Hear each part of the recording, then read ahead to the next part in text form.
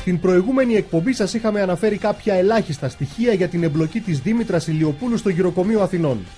Σας είχαμε αποκαλύψει ότι η κυρία Ηλιοπούλου είναι ένα από τα 16 ιδρυτικά μέλη της Ευγυρίας, της μη κυβερνητικής οργάνωσης που συνέστησε πριν 6 μήνες ο Αρχιμανδρίτης Προκόπης Μπούμπας. Σας είχαμε αποκαλύψει επίσης ότι η Δήμητρα Ηλιοπούλου ήταν πρώην μέλος του Διοικητικού Συμβουλίου της Ελεήμονος Εταιρείας και σήμερα επίτιμη πρόεδρος. Τόσο σημαντική ήταν η προσφορά της στη δράση της Ελεήμονος Εταιρείας που ο Αρχιμανδρίτης Προκόπης Μπούμπας την ανακήρυξε επίτιμη πρόεδρο.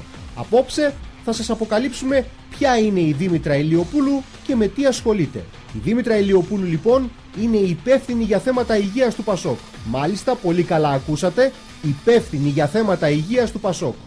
Αμφιβολίες περί τούτου δεν υπάρχουν, γιατί πολύ απλά το γραφείο της κυρίας Ηλιοπούλου είναι στην οδό Χαριλάου Τρικούπου 50, δηλαδή στα γραφεία του Πασόκ. Και επειδή τα προβλήματα υγείας των Ελλήνων πολιτών είναι πάρα πολλά, σας δίνουμε και το εσωτερικό της τηλέφωνο για να την ενημερώνετε μόνοι σας. Μας το έδωσε ο φύλακας της πύλης στα γραφεία της Χαριλάου Τρικούπη. Είναι το εσωτερικό 136. Καλημέρα. Έχω καλέσει τα γραφεία του Πασόκ στη Χαριλάου Τρικούπη. Μάλιστα.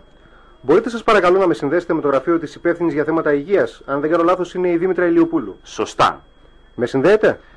Το εσωτερικό της, κύριε, είναι το 136. Σας ευχαριστώ. Αυτή είναι η Δήμητρα Ηλιοπούλου, η επίτιμη πρόεδρος της Ελεήμονος Εταιρείας Αθηνών, το ιδρυτικό μέλος της μη κυβερνητικής οργάνωσης Ευγυρία και υπεύθυνη για τα θέματα υγείας του Πασόκ. Αυτό δεν το περιμέναμε. Αυτό ειλικρινά μας εξέπληξε.